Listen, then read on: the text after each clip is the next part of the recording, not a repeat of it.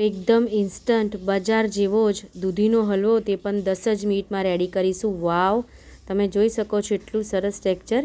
તો તેના માટે મેં એક દૂધી લીધી છે. દૂધીને આપણે કટ કરી અને 2 પાર્ટ્સમાં ડિવાઈડ કરી લઈશું. તો દૂધીને આ રીતે ઉપરની જે સ્કીન આવે ને, પિલરની હેલ્પથી આપણે કાઢી લેવાની છે. પિલરથી આપણે સ્કીન કાઢીશું ને બિલકુલ વાર નહીં લાગે. અચ્છા ફ્રેન્ડ્સ, આ દૂધીનો હલવો તમે કોઈ પણ ફેસ્ટિવલમાં, કાં તો તમને અચાનક સ્વીટ ખાવાનું મન થયું હોય, કાં તો કોઈ ગેસ્ટ આવવાના હોય, તો એકદમ ફટાફટ 10 જ મિનિટમાં એ પણ આપણે કુકરમાં બનાવીશું અને રેડી થઈ જાય છે. અને બજાર જેવા ટેસ્ટમાં આ દૂધીનો હલવો રેડી થશે. તો આવી રીતે છે ને હું બંને પાર્ટ્સને ઉપરથી સ્કીન કાઢી લઈશ. પાછળનું ડંઠલ પણ આપણે કાઢી લેવાનું છે. હવે આપણે દૂધીને ગ્રેટ કરી લેવાની છે. તો હું બહુ મોટું ગ્રેટર નથી લેતી. હું આ રીતે બહુ નાનું નહીં અને બહુ મોટું નહીં, એવી રીતે હું છીણ કરીશ. તો આ રીતે આપણે દૂધીને ગ્રેટ કરી લઈશું. અચ્છા ફ્રેન્ડ્સ, તમારે દૂધીને ગ્રેટ ના કરવી હોય, તમારી સાથે બિલકુલ ટાઈમ ના હોય, તો તમે પીસ પણ કરી શકો છો દૂધીના, જેમ આપણે શાક કરીએ છીએ એમ. હવે કુકર લઈશું, એમાં 2 ચમચી ઘી એડ કર્યું. ઘી કમ્પ્લીટ ગરમ થાય પછી આપણે દૂધીનું છીણ એડ કરવાનું.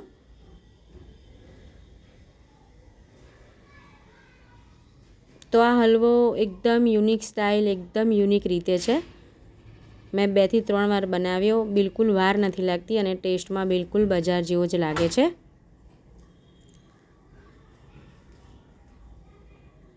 તો આ છીણ એડ કર્યા પછી આપણે 2 થી 5 સેકન્ડ સુધી એને સાતળવાની ઘીમાં, જેથી એની ફ્લેવર એવી ઘીની સરસ બેસી જાય અને ટેસ્ટ સરસ આવે.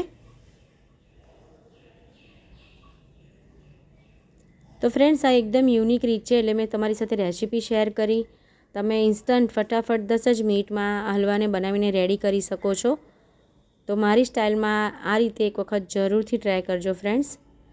એક નાની વાડકી જેટલું જ પાણી એડ કર્યું છે, કારણ કે દૂધીમાંથી પાણી રિલીઝ થતું હોય છે, એટલે આપણે એક નાની વાડકી જ એડ કરીશું. ઢાંકણ બંધ કરી અને એક વિસલ આપણે કરી દેવાની છે. તો એક વિસલ થઈ ગઈ છે, કુકર પણ આપણું ઠંડુ પડી ગયું છે.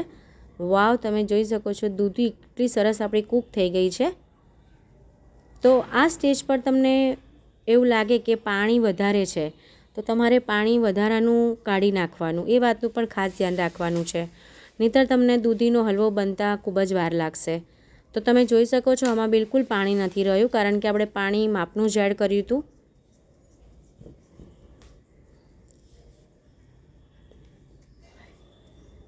ફ્રેન્ડ્સ, મારી રેસિપીઝ ગમતી હોય તો મારી ચેનલને લાઇક, શેર અને સબસ્ક્રાઈબ જરૂરથી કરી લેજો. હવે આપણે દૂધ એડ કરીશું. તો દૂધ પણ 1 વાડકી એડ કરવાની, એ પણ નાની વાડકી જ મેં લીધી છે.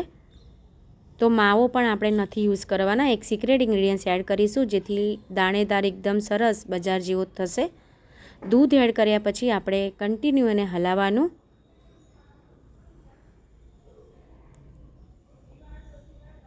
તો દૂધ છે ને આપણું કમ્પ્લીટ બળી જાય ને પછી જ સુગર એડ કરવાની, એ વાતનું આમાં ખાસ ધ્યાન રાખવાનું છે. જો દૂધ અંદર હોય અને તમે સુગર એડ કરશો ને તો બિલકુલ સારો નહીં હલવો બને. તો દૂધ આપણું કમ્પ્લીટ બળી ગયું છે, એટલે મેં પોણી વાડકી જેટલી ખાંડ એડ કરી. ખાંડ એડ કર્યા પછી આપણે કન્ટિન્યુ મિક્સ કરવાનું છે, જેથી નીચે ચોંટે નહીં. આમ તો બિલકુલ નથી ચોંટતું, તમે જોઈ શકો છો તળિયું આપણું બિલકુલ ક્લીન છે. ઇલાયચીનો પાવડર એડ કર્યો છે અને થોડોક એવો મેં પેપ્લિનનો ગ્રીન ફૂડ કલર એડ કર્યો છે. તો બિલકુલ બજાર જેવો લાગે એટલા માટે મેં ફૂડ કલર એડ કર્યો છે. તમે સ્કીપ પણ કરી શકો છો. આ પેપ્લિનના કલર ખૂબ જ સરસ આવે છે, હું તો આ જ યુઝ કરું છું. બિલકુલ નેચરલ આવે છે. હવે સિક્રેટ ઇન્ગ્રીડિયન્ટ્સ એડ કરીશું, જેથી બજાર જેવો દાણેદાર લાગશે. મેં મલાઈ એડ કરી છે, 1 ચમચી ફ્રેશ મલાઈ.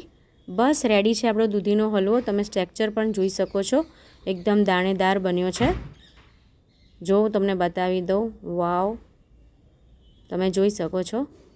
હવે બદામથી ગાર્નિશિંગ કરીશું. તમને જે ડ્રાયફ્રૂટ ભાવે, પિસ્તા કે દ્રાક્ષ, તો પણ એડ કરી શકો છો.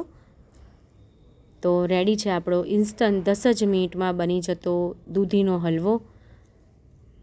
Thank you friends, thank you so much, thank you for watching.